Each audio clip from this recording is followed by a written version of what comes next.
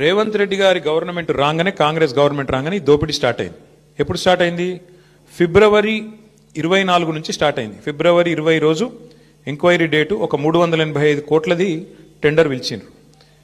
అప్పుడు ఇంకా ఈ సైట్ విజిట్ పెట్టినట్టు లేరు, అందుకే అప్పుడు కూడా లెస్లనే పోయింది. తర్వాత ఇంకొక టెండర్ పిలిచిండ్రు మేలో, అది కూడా లెస్లనే పోయింది. Godavari Khani RGOC1 RGOCP3 mine, ఈ రెండు కూడా ఇంకా అప్పటికి దిక్కుమాలిన దంద మొదలు కాలే. ఆడికెళ్ళి మొదలైంది కథ. ఎప్పుడు 24కి వెళ్ళి 24 జూన్కి వెళ్ళి మొదలైంది. ఫస్ట్ టెండర్ ఎప్పుడు స్టార్ట్ అయిందంటే విక్రమ్ రెడ్డి అన్నట్టు ఆయన కాంట్రాక్టరు, తర్వాత సృజన్ రెడ్డి, దీక్షిత్ రావు, జి వెంకటేశ్వర్ రెడ్డి, తర్వాత CH సుశాంత్, సుధీర్ హీరాలాల్ ధోలు, వీళ్ళందరూ కలిసి రింగ్ అయ్యి మొత్తానికి ఇప్పటికీ 7 టెండర్లు అన్నీ కూడా ఎక్సెస్ బేసిస్లో ఇదే సైట్ విజిట్ సర్టిఫికేషన్ అనే అడ్డమైన నిబంధన పట్టుకొని, అంటే కాంట్రాక్టర్ సైట్కు రావాలి, వస్తేనే సింగరేణి సర్టిఫికేట్ ఇస్తుంది.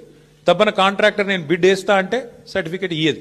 సృజన్ రెడ్డి ఫోన్కు ఆయన బెదిరింపులకు లొంగకపోతే వినకుండా ఎక్సెస్ ఇప్పటికీ గతంలో -10 -22లో పోయిన టెండర్లు ఇవాళ డైరెక్ట్గా సృజన్ రెడ్డి కంపెనీకి 207 కోట్ల కాంట్రాక్టు ప్లస్ 12%కి వచ్చింది.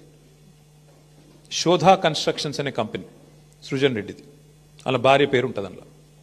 ఇది వాస్తవమా కాదా దయచేసి మీరు తెలుసుకోండి, కాపీ కూడా మీ అందరికి ఇస్తాను, మీరు కూడా తెలుసుకోవచ్చు.